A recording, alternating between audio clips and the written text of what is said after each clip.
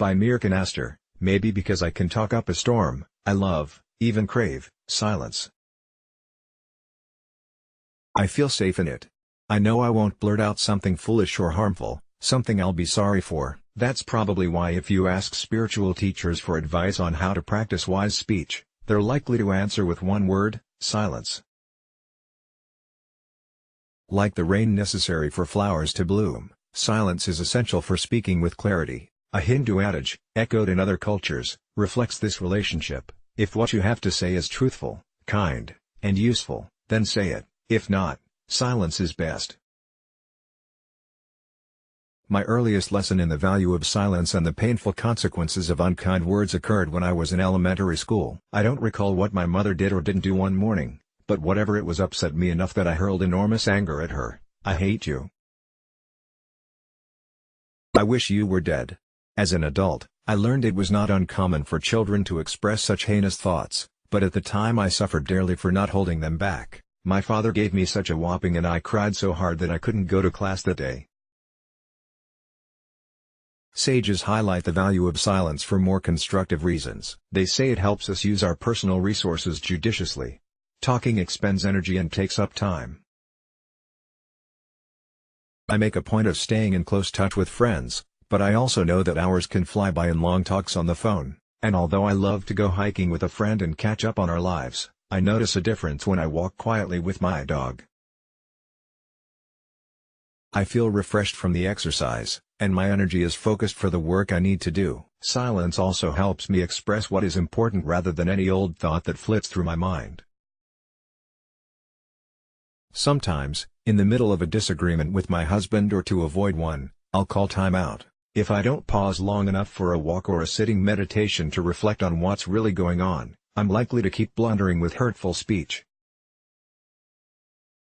In silence I have a chance to cool down, assess the situation, examine my own motivations, and consider what words will help heal the rift between us. People who want to hear the language of the soul and the words of God know that they can't have their ears filled with the loud noises of the world, including our own internal chatter. They must listen for that still, small voice. The Quakers, or Society of Friends, conduct their worship meetings in silence. In one account of their sessions, Robert Barclay, an early defender of Quakerism, reports on how much more powerful this is than any argument to dissuade a person from the error of his ways. He noticed that when someone enters a meeting with the intention to do mischief, his darkness is overcome by the secret strength and virtue of silence. As a result, friends have come to consider silence as the key mark of spiritual life and the singular method for communing with God. The Hebrew Bible tells us that silence can also be a means for distinguishing authentic seers from charlatans. The prophets divide the straw among themselves from the wheat through the criterion of silence. False prophets are loquacious while true ones consider prophecy a divine gift not to be used indiscriminately. When the people sought Jeremiah's advice following the murder of Gedaliah, the prophet didn't respond immediately. Instead, he remained silent for 10 days before conveying God's message. I find silence healing, not only on a spiritual level, but also physically and mentally. Some people love to go to spas to relax and get pampered with all kinds of water and massage treatments. I love to go on retreats and pamper myself with silence. No voicemail, no email, no conversation, no radio, no video. The silence refreshes me like a cool shower on a sultry summer day. In the restfulness of it, I collect and unify the scattered pieces of myself. As a tonic, silence clears away the exhaustion accumulated from the non-stop noise of modern urban living and restores my energy. But what's a tonic for me is not necessarily good medicine for someone else.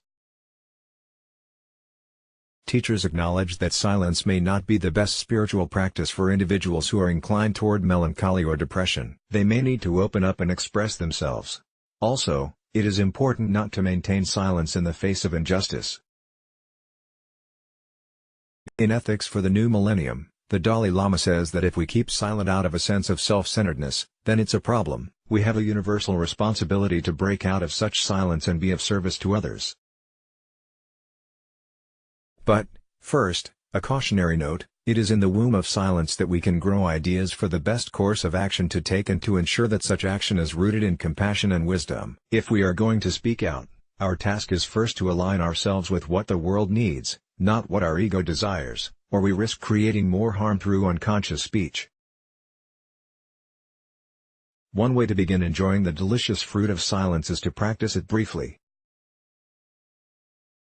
Before we pick up our utensils to eat a meal or lift a mug to drink coffee or tea, we can pause in stillness for a minute. We can remain quiet just before we make a phone call. And, instead of immediately going on and on about what's happening in our life, we can give space to the other person, listening patiently to what they have to say. In time, as we learn to still our mouth, we notice that we are also learning to still our unruly thoughts and passions. We learn, as a Jewish sage once put it, that the fence of wisdom is silence. Let's block ads. Why?